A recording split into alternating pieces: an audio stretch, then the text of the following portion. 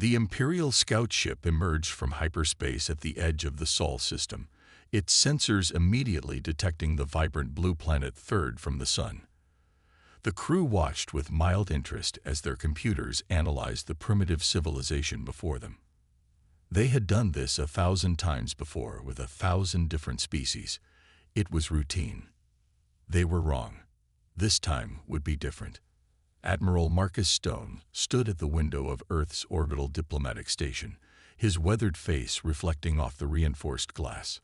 30 years of military service had taught him to trust his instincts, and right now, every instinct screamed danger.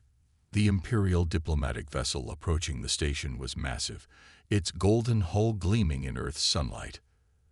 "They're here to show off," Stone muttered to himself, "making sure we know how small we are." The meeting chamber was prepared according to Imperial protocols. Stone had studied their customs carefully, not that they had expected humans to know them. The surprise on the Imperial diplomats' faces when they entered the perfectly arranged room was quickly masked by practiced indifference.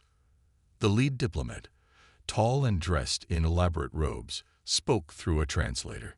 "The Eternal Empire welcomes Earth to the galaxy's civilized society." His tone carried the weight of 10,000 years of assumed superiority. "We trust this transition will be smooth." Stone kept his face neutral. "Earth appreciates the Empire's welcome. We look forward to establishing mutual beneficial relations." The Imperial diplomat's translator chimed. "Your understanding is flawed. We do not establish relations. We accept submission. The Empire rules. Others serve. This is the way of the galaxy." The temperature in the room seemed to drop. Stone's military training kicked in, analyzing the situation. The Empire's ships in orbit, their casual dismissal of human achievements, their absolute certainty.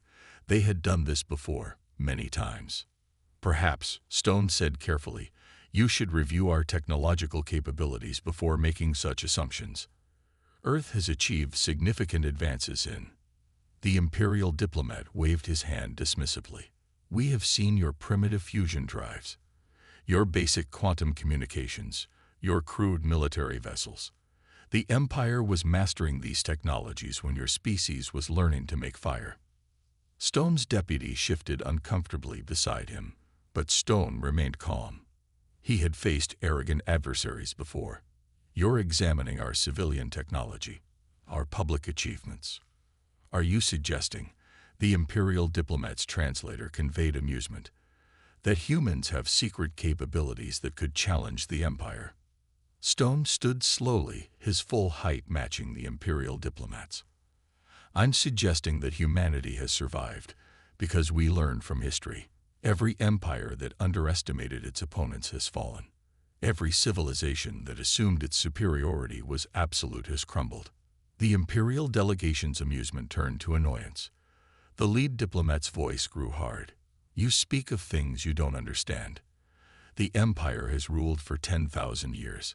We have conquered 1,000 species. None have resisted successfully. Then you haven't faced humans before." Stone's voice carried the weight of Earth's entire military history. "We've spent our entire existence fighting. Against nature, against each other, against extinction itself. We've learned to adapt, to innovate, to overcome impossible odds." The Imperial diplomat's translator crackled with his sharp response. "You have one planetary cycle to submit to Imperial rule. After that, we will demonstrate the consequence of defiance." As the Imperial delegation turned to leave, Stone spoke one final time. His words would be remembered in history books across the galaxy. "You've never faced anything like us. For your sake, don't start this fight. This isn't a threat. It's a warning from one sentient species to another. Run." The Imperial diplomat paused briefly, then continued walking. Their ship departed an hour later, its golden hull disappearing into hyperspace. Stone watched them leave, then turned to his deputy. "Send the code. All military vessels dark. Activate the quantum shield network. And God help them. They're about to learn why humans write so many stories about being the terrifying ones in space." The first drops of rain began to fall against the station's windows, a fitting prelude to the storm that was about to engulf the galaxy. The Imperial battle fleet dropped out of hyperspace like a shower of falling stars. 500 warships, each larger than Earth's biggest cities, filled the space between Mars and Jupiter. Their golden hulls glowed with power as they prepared for what they believed would be a simple conquest. Status report, the Imperial fleet commander demanded, standing on his flagship's bridge. No resistance detected, Commander. Their primitive sensors must be overwhelmed by our numbers. The commander smiled. Every species reacted the same way, with fear and awe at the Empire's might. Begin the advance. Standard conquest formation. But something was wrong. Their sensors showed Earth's orbital stations empty. The military satellites were silent. Even the civilian ships had vanished. Could they have fled, Commander? Impossible. Our scout ships blocked all escape routes. The commander frowned. Launch probe drones. In the darkness of space, hidden behind Earth's moon, Commander James watched the Imperial fleet's movements on his neural display. The Empire's ships were arranged in perfect geometric patterns, just as their military manuals dictated. Predictable, inflexible, vulnerable. All ships report ready, his AI assistant whispered in his mind. James smiled. Unlike the Empire's massive warships, Earth's vessels were small, agile, and completely invisible to standard sensors. The quantum stealth technology that had taken humanity decades to perfect was about to prove its worth. Remember, James transmitted to his fleet, we hit hard and fast. Don't give them time to adapt. Execute pattern echo. The first Imperial ships disappeared without a trace. No explosions, no debris. They simply ceased to exist, their atoms scattered across space by weapons that operated on quantum principles the Empire had never imagined. Multiple ships lost. The Imperial bridge erupted in chaos. No enemy vessels detected. The commander stared at his tactical display in disbelief. 20 ships gone in the first strike, and still no sign of the enemy. Impossible. Deploy defensive screens. Full spectrum scan. But the Empire's sensors, designed to detect normal space drives and energy weapons, were blind to Earth's quantum-shifted vessels. The human fleet danced through their formation like ghosts, each pass claiming more ships. James watched the Imperial fleet's perfect formation collapse into chaos. Phase 2.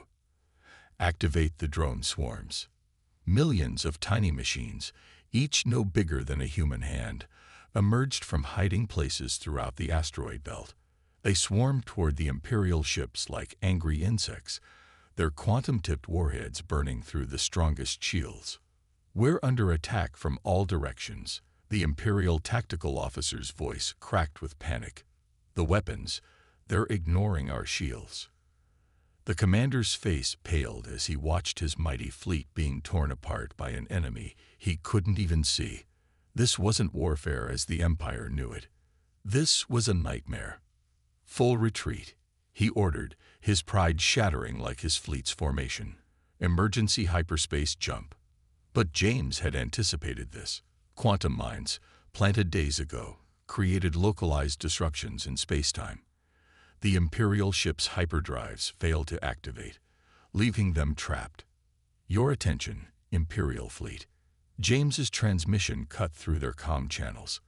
This is Commander James of Earth's Defense Force. You were warned. This is your only chance to surrender. The Imperial commander stood frozen on his bridge, watching the tactical display as more ships vanished. In just 30 minutes, he had lost nearly 100 vessels to an enemy that seemed to break every rule of warfare. Perhaps, he said quietly, we should have listened to their warning. The battle ended 2 hours after it began. 300 Imperial ships destroyed or disabled, the rest in full retreat. Earth had revealed itself as something the Empire had never encountered before. An enemy that could not only fight back, but could change the very nature of space warfare. As James watched the surviving Imperial ships limp away, he sent a final message. Tell your empire, this was just our first line of defense. Next time, we won't be so gentle. In the Imperial capital, the news of their fleet's defeat would send shockwaves through the corridors of power. The humans weren't just another species to be conquered. They were something new, something terrifying, and they were just getting started. The Imperial War Council chamber fell silent as the elite force commander stepped forward. His black armor, marked with the red stripes of 1,000 victories, gleamed under the harsh lights. The humans must be taught their place, he declared. I will lead our best warriors personally. We will show them what real warfare looks like. 2 weeks later, he would regret those words. The elite force's first target was Mars Colony, humanity's largest off-Earth settlement. 300 Imperial warships, crewed by the Empire's finest soldiers, emerged from hyperspace expecting to find a vulnerable target. Instead, they found empty space. Scanners show nothing, Commander reported his second-in-command. The colony, it's gone. The commander frowned. The Empire's intelligence had confirmed a settlement of 2 million humans here. Check again. A colony can't just disappear. But it had.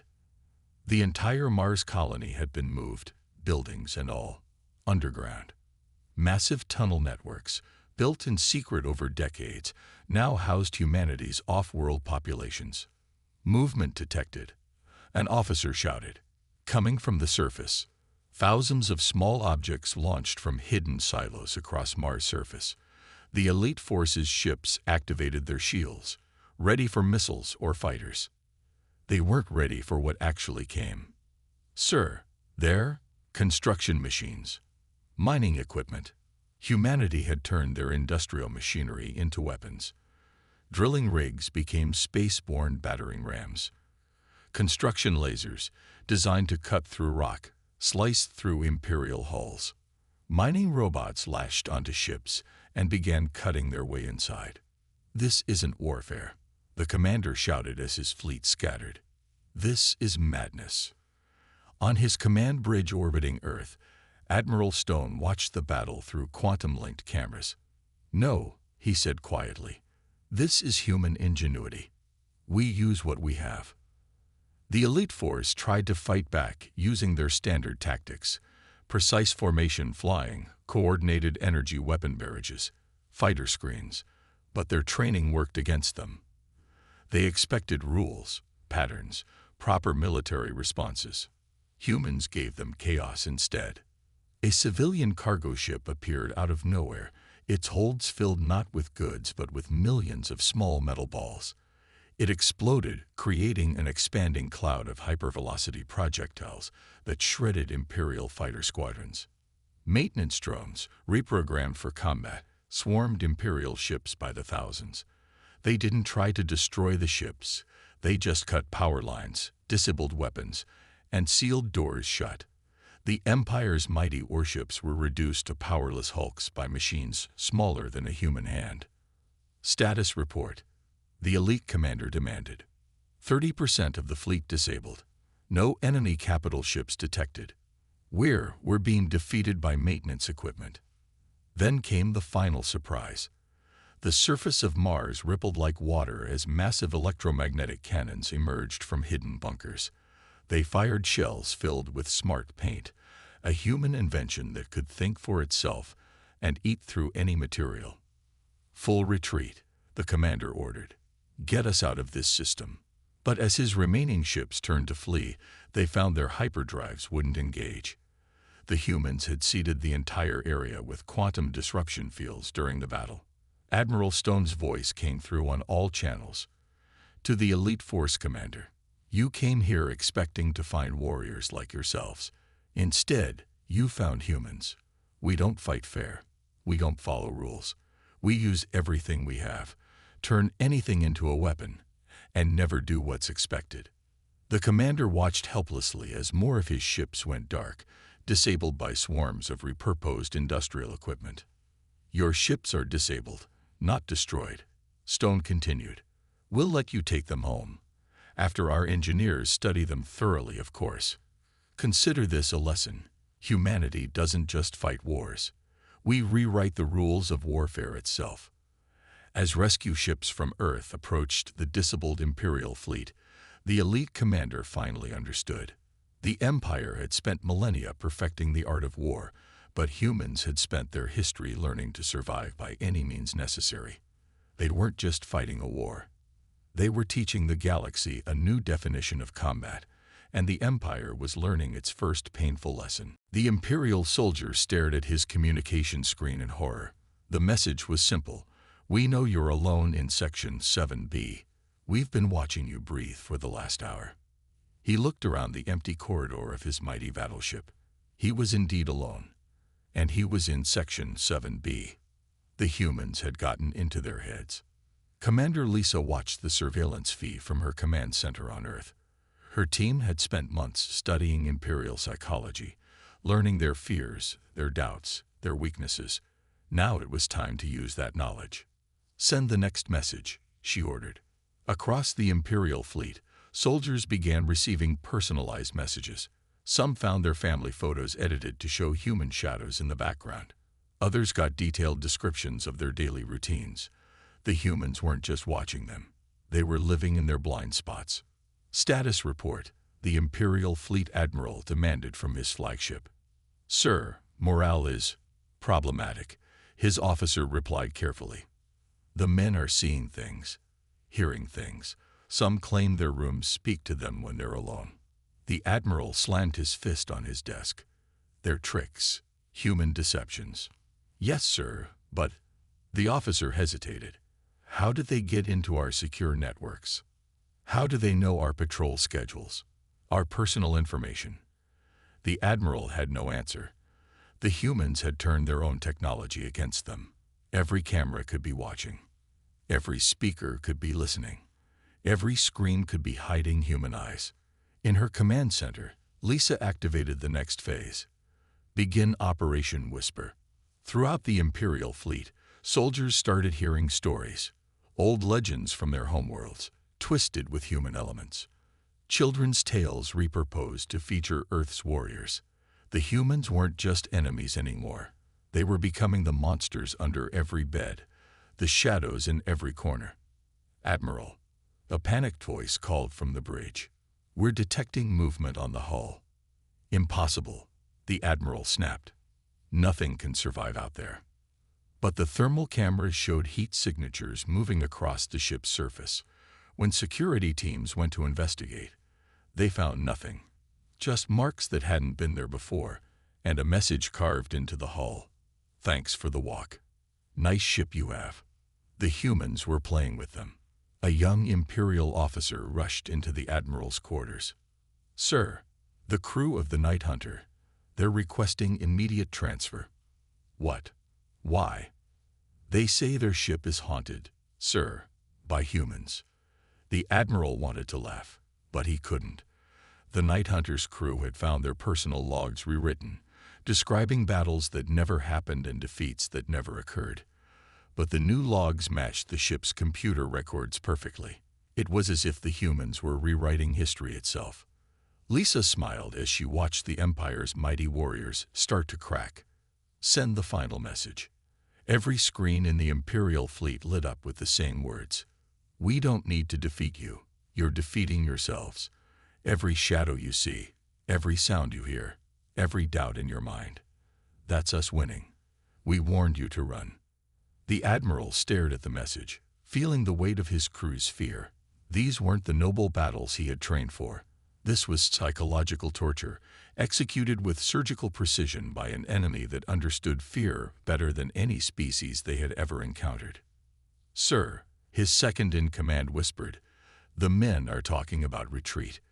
They say humans aren't just fighting our ships. They're fighting our minds." The Admiral looked out at his fleet, the mightiest armada ever assembled. His ships were intact, his weapons were ready, but his warriors were broken. The humans had achieved what no other species had managed in 10,000 years of Imperial history. They had made the Empire afraid. In her command center, Lisa sent one final message to her team. "When you can't match their strength, break their spirit. The Empire is about to learn that humans don't just win wars with weapons. We win them with fear. The Imperial Grand Admiral stood before the Emperor himself, his voice steady despite his fear. The humans have been toying with us. They haven't even shown us their real weapons yet. Impossible, the Emperor declared. No species could hide such power from us. At that exact moment, across the galaxy, humanity decided to prove him wrong. Admiral Stone stood on the bridge of Earth's new flagship, the Prometheus. Unlike the massive Imperial ships, it was small, sleek, and carried just one weapon. But that weapon would change everything. "All ships report ready," his AI assistant announced. "Quantum cores at full power." Stone nodded. "Send the message." Throughout Imperial space, every communication device received the same broadcast. "To the Imperial fleet, you've seen our tricks. Now witness our power. This is your final warning." The Emperor watched the message with amusement. "Let them come. We have assembled the largest fleet in Imperial history. 10,000 Imperial warships gathered at their core worlds. Their golden hulls formed a wall of metal that stretched beyond the horizon of space itself.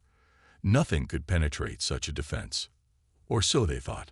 The first sign that something was wrong came when their sensors detected a single human ship. The Imperial commanders laughed.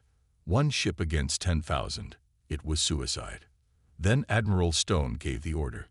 "Activate the quantum cascade weapon." Reality itself seemed to hiccup. A wave of distorted space-time spread out from the Prometheus like ripples in a pond.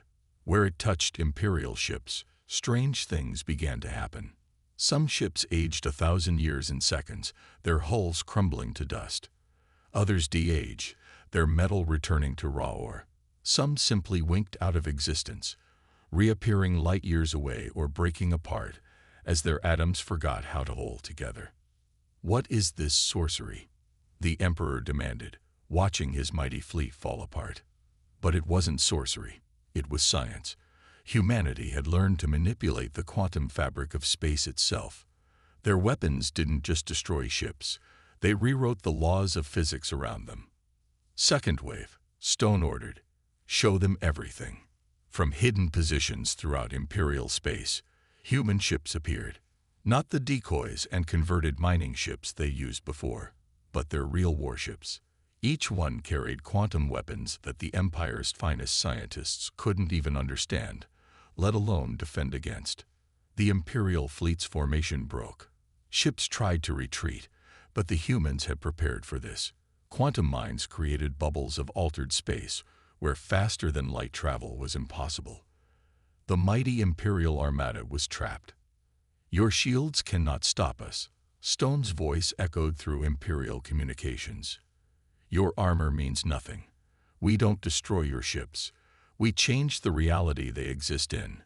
To demonstrate his point, a squadron of Imperial destroyers suddenly found themselves occupying the same space as their own shadows. The resulting paradox caused them to implode, leaving behind nothing but quantum echoes. The Emperor watched in horror as his fleet was unmade by weapons that violated the very laws of nature. The humans weren't just fighting their ships, they were fighting with the building blocks of the universe itself. "How?" he whispered. "How did they hide this power?" The answer was simple. Humans had learned long ago that the best weapon is the one your enemy doesn't know exists. While the Empire had built bigger ships and stronger weapons, humanity had quietly mastered the art of changing reality itself. Admiral Stone sent one final message. "We could have shown you this on day one. We could have unmade your entire empire with a thought. But we gave you chances to retreat, chances to learn. You chose not to take them." As the remaining Imperial ships surrendered, the Emperor realized a terrible truth. They hadn't just underestimated humanity's technology. They had underestimated their wisdom. Humans had the power to destroy them from the start, but had chosen to show mercy instead. And that, perhaps, was the most terrifying thing of all. The news spread across the galaxy like wildfire. Humans had defeated the Imperial fleet using weapons that bent reality itself. But more importantly, they had shown mercy. They had given warnings. They had offered chances to retreat. For 1,000 enslaved species, this wasn't just news. It was hope. In the Imperial Palace, the Emperor faced his first rebellion in 10,000 years. The blue people of Andromeda, slaves for 50 generations, had destroyed their control collars and seized their planetary defense systems. How dare they? The Emperor raged. Send the fleet to. We have no fleet to send, my Emperor, his advisor interrupted quietly. The humans destroyed half our ships, and the other half are needed to protect our core worlds. But the blue people weren't alone. On 1,000 worlds, slaves and servants looked up at their imperial masters and saw something new: weakness. Admiral Stone watched the reports flood in from his command center on Earth. The crystalline beings of Rigel have declared independence, his AI reported. The cloud dragons of Orion have broken their chains. The Silicon people have taken control of their mining worlds. Stone nodded. This had been part of their plan all along. Show mercy, demonstrate power, and let the Empire's own cruelty work against it. In the Imperial Senate, chaos reigned. Representatives who had served the Empire loyally for centuries now demanded answers. How could you not know about their quantum weapons? One senator shouted. Why did you ignore their warnings? Asked another. If they could do this to us, what else are they hiding? The Emperor's grip on power weakened with each new rebellion. Imperial governors found themselves trapped on their own worlds as their servants rose against them. The mighty Imperial army, spread thin trying to maintain control, couldn't be everywhere at once. And through it all, the humans watched and waited. The Empire is sending ships to crush the Blue People's rebellion, an Imperial spy reported to his masters. 3 human ships appeared in the Blue People's system. They didn't attack. They didn't make threats. They simply waited. The Imperial ships retreated without firing a shot. This scene repeated across the galaxy. Wherever the Empire tried to reassert control, human ships would appear. Sometimes just one, sometimes dozens. They never attacked first, but their presence was enough. The message was clear. The slaves were under human protection now.